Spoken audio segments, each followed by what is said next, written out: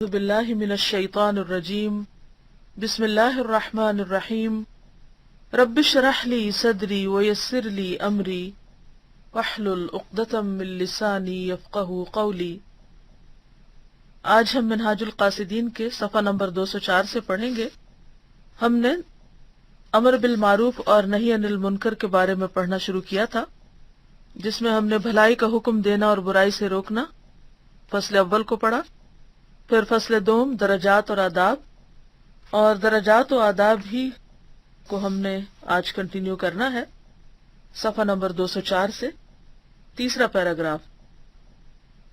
اور اس میں یہ امر بالمعروف اور نہی عن المنکر کے ارکان بتا رہے ہیں کہ کس صورت میں انسان کو نیکی کا حکم دینا چاہیے اور برائی سے روکنا چاہیے، اور کس صورت میں اسے برائی سے روکنا نہیں چاہیے۔ کہتے ہیں کہ ہمارا یہ کہنا کہ وہ ظاہر ہو، کیا چیز ظاہر ہو؟ برائی ظاہر ہو، یہ شرط اس لیے ہے کہ کوئی آدمی اپنے گھر میں دروازے بند کر کے چھپ کر گناہ کرے تو کسی کے لیے جائز نہیں کہ اس کی جاسوسی کرے۔ یعنی جو گناہ آپ کے سامنے ظاہر نہیں، اس کو آپ کس طرح منع کریں گے، اس سے آپ کسی کو کس طرح روکیں گے؟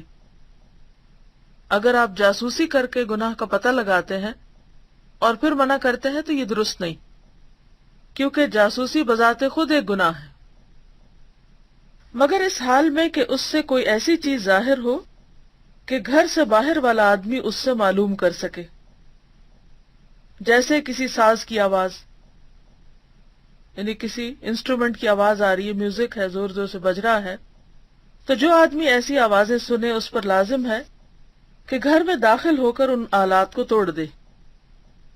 اب آج کے دور میں تو یہ بات بہت ہی حیران کن اور بلکہ پریشان کن ہوگی کہ کیا ایسا کیا جا سکتا ہے؟ تو امام ابن الجوزی کے دور میں ابھی لوگوں کے اندر اتنا ایمان موجود تھا یا ایسا ضمیر موجود تھا کہ جس میں ایسی برائیوں کو برائی سمجھا جاتا تھا۔ اب تو یہ چیزیں اتنی اور اس طرح اس قدر عام ہو گئی ہیں کہ ان کی برائی بھی دلوں میں نہیں رہی۔ اور پھر یاد رکھیے کہ صرف اس ایک بات کو آپ نہیں لیں گے، اس کے پیچھے اور بھی شرائط ہیں، اور وہ شرائط کیا ہیں؟ انسان کے اندر اتنی صلاحیت ہو یا طاقت ہو یا اس کی اتھارٹی ہو کہ وہ ایسا قدم اٹھا سکے، کیونکہ آگے مزید شرائط بھی آ رہی ہیں۔ اسی طرح اگر شراب کی بو محسوس کرے تو اسے روکنا جائز ہے۔ ویسے کسی کو شراب پیتے ہوئے تو دیکھا نہیں، لیکن اس کے منہ سے بو آ رہی ہے یا کپڑوں سے کوئی ایسی چیز محسوس ہو رہی ہے۔ منکر سے روکنے میں یہ بھی شرط ہے کہ بغیر اجتہاد کے اس کا منکر ہونا معلوم ہو۔ اس کا کیا معنی ہے کہ کس کو منکر کہیں گے، کس کو برائی کہیں گے؟ ایسی برائی جس پر سب کا اتفاق ہو کہ وہ برائی ہے، اجتہاد کے ذریعے اسے منکر نہ قرار دیا گیا ہو، یعنی جو فقہا کے اجتہادی مسائل ہیں ان میں سے نہ ہو۔ جس چیز میں اجتہاد ہوگا اس میں محاسبہ نہیں ہے۔ مثلا حنفی کا حق نہیں کہ وہ شافعی کو ایسے جانور کا گوشت کھانے سے روکے جس پر بھول کر بسم اللہ نہ پڑی گئی ہو، کیونکہ امام شافعی کے نزدیک یہ جائز ہے کہ اگر کسی شخص کی نیت تھی ذبح کرتے وقت بسم اللہ پڑھنے کی اور اس کے دل میں اللہ کا نام بھی ہے اور وہ صحیح عقیدے پر ہے، لیکن جیسے بعض اوقات نماز میں انسان کوئی چیز بھول جاتا ہے تو اس پر سجدہ صاحب ہوتا ہے، تو اسی طرح اگر کوئی شخص بھول گیا ہے بسم اللہ پڑھنا تو ان کے نزدیک ایسا گوشت جو ہے وہ حلال ہوگا، لیکن احناف کے نزدیک وہ جائز نہیں۔ اب اگر حنفی وہ گوشت نہیں کھا رہا اور کوئی شافعی کھا رہا ہے تو وہ اس کو اس سے نہیں روکے گا، اور نہ کسی شافعی کو یہ حق پہنچتا ہے کہ وہ حنفی کو نبیذ پینے سے روکے جو کہ مستی لانے والی نہیں، یعنی اس پر نشہ نہیں ہوتا۔ یعنی نبیذ جب ایک ڈرنک کا نام ہے، سافٹ ڈرنک، کہ جس کو پینے سے نشہ نہیں ہوتا، تو احناف کے ہاں وہ پینا جائز ہے لیکن شوافع کے ہاں جائز نہیں۔ اب اگر شافعی کو خود نہیں پینا تو وہ پینے والے کو یہ سوچ کے نہ روکے کہ یہ منکر ہے۔ تیسرا رکن منکر علیہ کے متعلق ہے، اور اس کی صفت میں اتنا ہی کافی ہے کہ وہ انسان ہو، یعنی کوئی برائی اگر انسان کرا تو اسے روکا جائے گا، اس کا مکلف ہونا شرط نہیں۔ جیسا کہ ہم پہلے بیان کر چکے ہیں کہ بچے اور دیوانے کو روکنا بھی ضروری ہے۔ مکلف ہونے کا کیا مطلب ہے؟ ایسی عمر ہو اس کی کہ جس میں اس کے اعمال نامے اب لکھے جا رہے ہیں اور وہ ہوش و حواس والا ہے، یعنی عاقل و بالغ ہے، جس عمر میں نماز فرض ہو جاتی ہے یا روزہ وغیرہ۔ تو دیوانہ جو ہوتا ہے یا بچہ جو ہوتا ہے اس پر نماز فرض نہیں ہوتی۔ جیسا کہ ہم پہلے بیان کر چکے ہیں کہ بچے اور دیوانے کو روکنا بھی ضروری ہے، یعنی ضروری نہیں کہ جو برا کام کر رہا ہے وہ عاقل و بالغ ہو تو تب اس سے روکا جائے گا۔ تو بات یہ ہے کہ بچہ اگر کوئی غلط کام کر رہا ہے، بعض اوقات آپ نے دیکھا ہوگا کہ ماں باپ بچوں کو روکتے نہیں، اگر وہ کسی کی چیز اٹھا رہے ہیں یا کوئی توڑ پھوڑ کر رہے ہیں یا کوئی برا کام کر رہے ہیں تو کہتے ہیں کوئی بات نہیں، بچے ہی تو ہیں۔ لیکن یہ ہے کہ بچے بھی اگر کسی کو تکلیف دینے والا کام کر رہے ہیں یا اذیت پہنچا رہے ہیں تو ان کو روکنا بھی لازم ہے۔ چوتھا رکن نفس سے محاسبہ ہے، اور اس کے کچھ درجات اور آداب ہیں۔ یعنی محاسبہ کہتے ہیں کسی کا حساب کرنے کو۔ پہلا درجہ یہ ہے کہ منکر کو بغیر تجسس کے پہچانے۔ کسی کے مکان پر جا کر کان لگانا درست نہیں کہ باجے وغیرہ کی آواز سن سکے، اور نہ سونگھنے کی کوشش کرے کہ شراب کی بو معلوم کر سکے، اور نہ کپڑے سے ڈھکی ہوئی چیز کو ٹٹولے کہ سارنگی کی شکل پہچانے۔ سارنگی انسٹرومنٹ ہوتا ہے، میوزیکل انسٹرومنٹ۔ اور نہ اس کے ہمسایوں سے پوچھنا چاہیے کہ وہ اس کے حالات کی اطلاع دیں۔ ہاں، اگر خود دو معتبر آدمیوں نے خبر دی ہو کہ فلاں آدمی شراب پیتا ہے تو اس صورت میں مکان میں داخل ہو کر برائی کو روکنا چاہیے۔ دوسرا درجہ تعریف ہے، یعنی برائی کے مرتکب کو برائی کا ذہن نشین کرانا۔ تعریف کا مطلب ہوتا ہے پہچان کرانا، تعریف کا مطلب پریز نہیں ہے یہاں۔ اور یہ جو ہم کسی انسان کی تعریف کرتے ہیں نا تو اس میں بھی اس کو بتاتے ہیں کہ تمہارے اندر یہ خوبی ہے یا تم یہ کر رہے ہو، یعنی اسے اس کا کام جتاتے ہیں، یعنی اس کی خبر دیتے ہیں۔ یعنی برائی کے مرتکب کو برائی کا ذہن نشین کرانا، یعنی اگر کوئی غلط کام کر رہا ہے تو اس کو بتانا کہ یہ غلط ہے اور کیوں غلط ہے، اس کو ذہنی طور پر تیار کرنا۔ کیونکہ جاہل آدمی بعض اوقات اس وجہ سے برائی کا ارتکاب کرتا ہے کہ اسے اس کے برا ہونے کا علم نہیں ہوتا۔ اسے سمجھانا چاہیے، اور وہ سمجھ جائے تو اسے چھوڑ دیتا ہے۔ اب آپ دیکھیے کہ بہت سے لوگ آپ میں سے قرآن مجید پڑھنے سے پہلے کئی ایک ایسے کام کرتے ہوں گے کہ جو اللہ تعالیٰ کو پسند نہیں، لیکن جو آپ نے قرآن پڑھا تو آپ کو پتہ چلتا گیا اور آپ بہت سے غلط کام چھوڑتے گئے۔ تو یہی اس کا مفہوم ہے۔ اور سمجھانا کس طرح چاہیے؟ تو ضروری ہے کہ نرم لہجے میں اس کی برائی اس کے ذہن نشین کرائے۔ انسان پیدائشی عالم تو نہیں ہوتا، یعنی ہم سب کوئی ماں کے پیٹ سے قرآن اور حدیث سیکھ کر نکلے ہیں، نہیں، ہر کوئی پیدا ہوتا ہے جاہل، پھر اس کو علم حاصل کرنا پڑتا ہے۔ خود ہم بھی شریعت کے امور سے ناواقف تھے، یہاں تک کہ علماء نے ہمیں بتایا نرم نرم باتیں کر کے تاکہ بغیر کسی تکلیف کے اس کو اس کی برائی کا پتہ چل جائے۔ جو برائی سے خاموش رہنے کے گناہ سے تو بچے، لیکن بے ضرورت مسلمان کو تکلیف پہنچائے تو اس نے گویا خون کو پیشاب سے دھویا۔ یعنی اگر کوئی شخص برائی سے خاموش رہنے کے گناہ سے بچے، یعنی برائی کو دیکھ کر اس پر خاموش نہیں رہنا چاہیے، دوسرے کو بتانا چاہیے کہ برا ہے، لیکن اگر کسی وجہ سے نہ بتا سکے کہ علم نہیں صحیح یا ہمت نہیں یا جرت نہیں تو دل میں برائی کو برا سمجھے۔ لیکن اگر دل میں بھی برا نہیں سمجھ رہا تو ایسا شخص گناہگار ہوگا۔ ہاں، اگر کوئی شخص اپنا یہ فریضہ ادا کرنا چاہتا ہے کہ نہیں میں تو برائی سے روکوں گا، اور وہ روکے لیکن اس انداز میں روکے کہ دوسرے کو تکلیف پہنچائے، تو پھر اس نے ایک برائی کو ختم کر کے دوسری برائی کا ارتکاب کیا۔ تو ایسی صورت میں گویا اس نے خون کو، یعنی کہیں خون کا دھبا لگا ہوا تھا تو اس دھبے کو دھونے کے لیے پیشاب استعمال کیا، تو اس سے کوئی صفائی تھوڑی ہوگی، اس نے تو اور گند گھولا جسے کہتے ہیں۔ تیسرا درجہ واعظ اور نصیحت اور اللہ کا خوف دلا کر برائی سے روکنا ہے، وعید کی احادیث سنائے اور سلف کی سیرت اس کے سامنے بیان کرے، اور یہ سب کچھ نہایت شفقت اور نرمی سے ہو، غصے اور ناراضگی سے نہ ہو۔ یہاں ایک بہت بڑی آفت ہے جس سے بچنا چاہیے، اور وہ یہ ہے کہ عالم آدمی جب گناہ کی برائی بتاتا ہے تو علم کی وجہ سے اپنے آپ کو معزز اور دوسرے کو جہالت کی وجہ سے ذلیل سمجھتا ہے، حقیر سمجھتا ہے، اور یہ بھی ایک بہت بڑا گناہ ہے، اپنے آپ کو بڑی چیز سمجھنا اور دوسرے کو حقیر سمجھنا، کیونکہ نبی صلی اللہ علیہ وسلم نے فرمایا نا کہ کبر کی تعریف کرتے ہوئے غمت الناس و بطر الحق، غمت الناس کا کیا مطلب ہے؟ لوگوں کو حقیر سمجھنا، اور بطر الحق کا مطلب حق کو جانتے بوجھتے ہوئے اس کا انکار کر دینا۔ تو بات یہ ہے کہ انسان اگر کسی کو برائی سے روکتے وقت اپنے آپ کو نیک سمجھنے لگے اور اپنے آپ کو بڑی چیز سمجھنے لگے اور دوسرے لوگوں کو برا سمجھنے لگے تو یہ انتہائی غلط ہوگا۔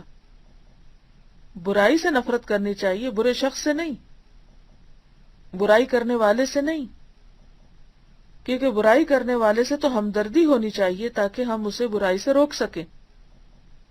جو شخص برا کرنے والے سے ہمدردی نہیں رکھتا وہ اس کو برائی سے روک بھی نہیں سکتا۔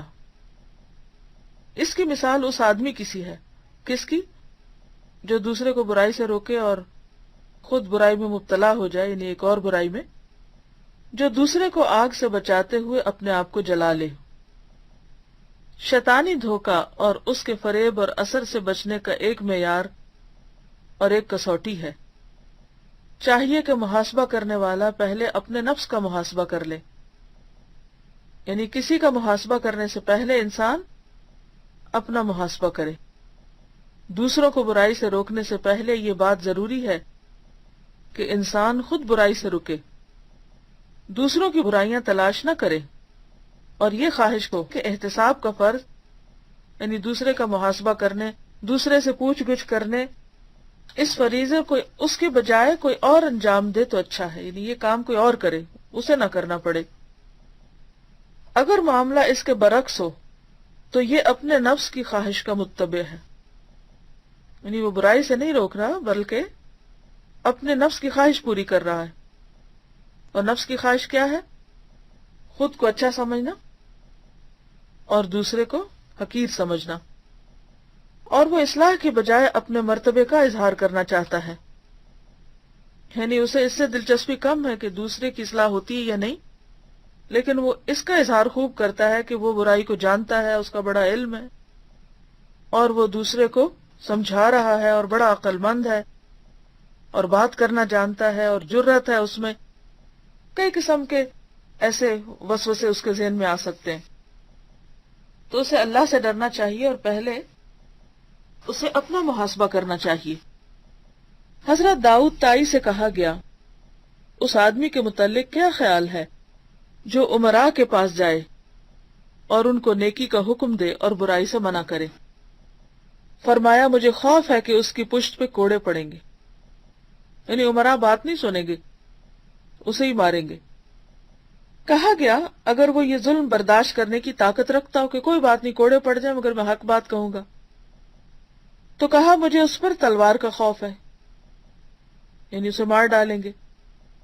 کہا گیا وہ اس کے برداشت کرنے کی بھی طاقت رکھتا ہے کہ وہ اللہ کی راہ میں شہید ہو، تو کہا مجھے اس پر پوشیدہ بیماری یعنی عجب، غرور کا ڈر ہے، کہ ایک شخص جتنا زیادہ بہادر ہوتا ہے، جتنا زیادہ اس کا بعض اوقات ایمان کبھی ہوتا ہے، اتنا بڑا شیطان کا ڈاکہ اس پہ پڑتا ہے کہ وہ اس کام کو کر کے سیلف ڈسپشن کا شکار ہو جائے کہ وہ تو بہت ہی بڑا اور نیک اور عمدہ انسان ہے۔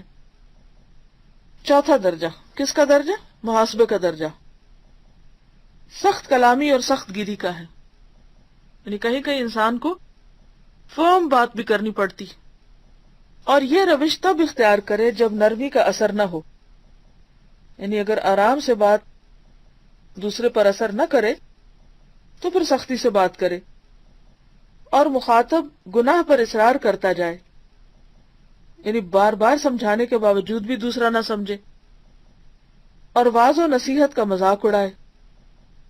سخت گیری سے ہماری مراد فحش گوئی اور جھوٹ نہیں ہے، بلکہ ہم اسے کہیں گے اے فاسق، اے احمق، اے جاہل، کیا تو اللہ سے نہیں ڈرتا؟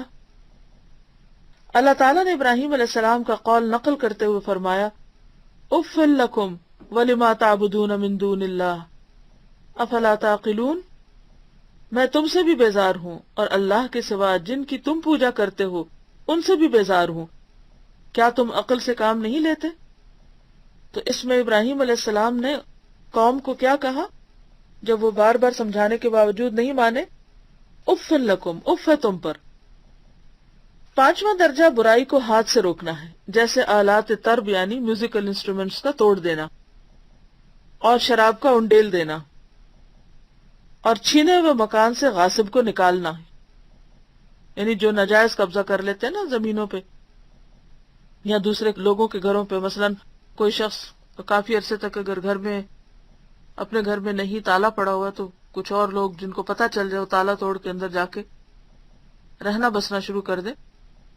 اب اگر کسی شخص کو پتہ چلے کہ یہ کسی نے کسی کی پراپرٹی پر ناجائز قبضہ کر لیا تو وہ اس کو سختی سے بھی وہاں سے نکال سکتا ہے، اور خاص طور پر جیسے پولیس وغیرہ جن کے پاس اختیار ہوتا ہے۔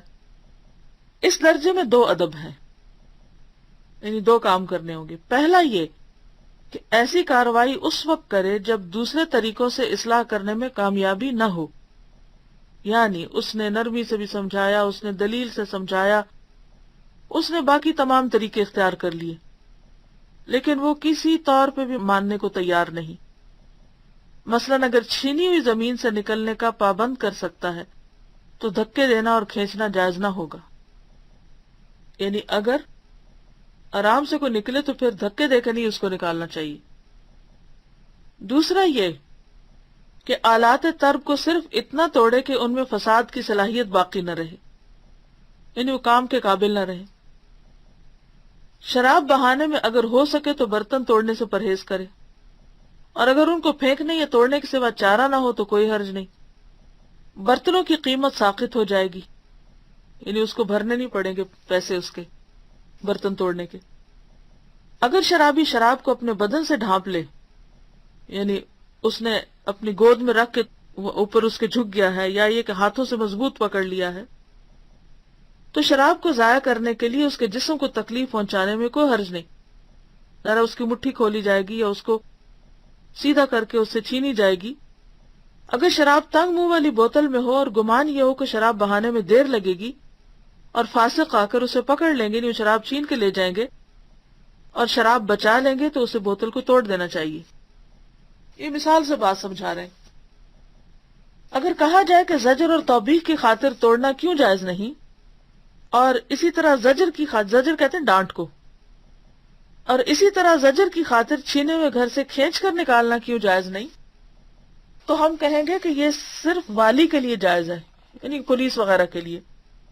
رعیت کے کسی آدمی کے لیے جائز نہیں، کیونکہ قانون کو اپنے ہاتھ میں نہیں لینا چاہیے، کیونکہ یہ مسئلہ اجتہادی ہے اور دلیل اجتہاد ظاہر نہیں۔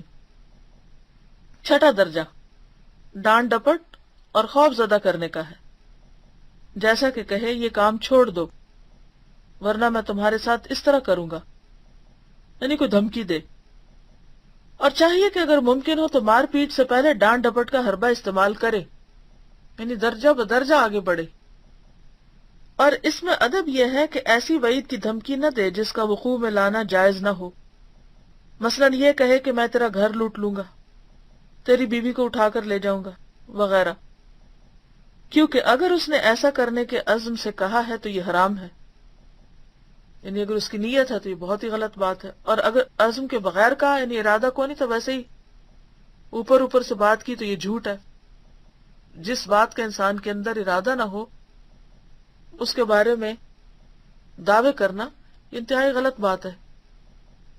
ساتواں درجہ یہ ہے کہ برائی سے روکنے میں ہاتھ پاؤں سے مارنا اور اس کے علاوہ دوسری چیزیں ہتھیاروں کے علاوہ استعمال کرنا رعایا کے افراد کے لیے ضرورت اور حاجت پر اکتفا کی شرط سے جائز ہے. یعنی اگر کسی کو برائی سے روکنا ہو تو انسان دوسرے کو اگر زبان سے وہ نہیں مانتا تو ہاتھ سے مار سکتا ہے، پاؤں سے مار سکتا ہے. اس کے علاوہ دوسری چیزیں یعنی ہاتھ پاؤں کے علاوہ دوسری چیزیں استعمال کرنا رعایا کے افراد کے لیے ضرورت اور حاجت پر اکتفا کی شرط سے جائز ہے. جب برائی ختم ہو جائے تو روکے. مثلا یہ کہ اسلحہ نہ اٹھائے الا یہ کہ کوئی چور اس کا مقابلہ کر رہے ہوں تو اس صورت میں پھر دوسری بات ہے. 8واں درجہ یہ ہے کہ اگر اکیلا برائی ختم کرنے پر قادر نہ ہو، مسلح مددگاروں کا محتاج ہو، کیونکہ بسا اوقات مجرم نہتہ نہیں ہوتا اور یہ صورت جنگ تک بھی پہنچا سکتی ہے، تو مناسب یہ ہے کہ ایسی صورت میں امام سے اجازت حاصل کرے، کیونکہ اس سے فتنہ اور فساد پھیل سکتا ہے. یعنی خود سے خود کسی پہ چڑھائی نہ کر دے. ویسے بعض اکابر امام کی اجازت ضروری نہیں سمجھتے، لیکن بات یہی ہے کہ فتنہ و فساد سے بچنے کے لیے اور کسی بھی جگہ جہاں انسان رہتا ہو وہاں انارکی نہ پھیلائے، بلکہ جو کام اس کے بس کا نہیں یا جو اس کی جورسڈکشن میں نہیں وہ نہ کرے، اسے انہی لوگوں کے لیے چھوڑ دے کہ جو اس کے لیے مقرر ہے. جزاکم اللہ خیرا. سبحانک اللہم و بحمدک نشہد ان لا الہ الا انت نستغفرک و نتوب الیک. السلام علیکم و رحمۃ اللہ وبرکاتہ.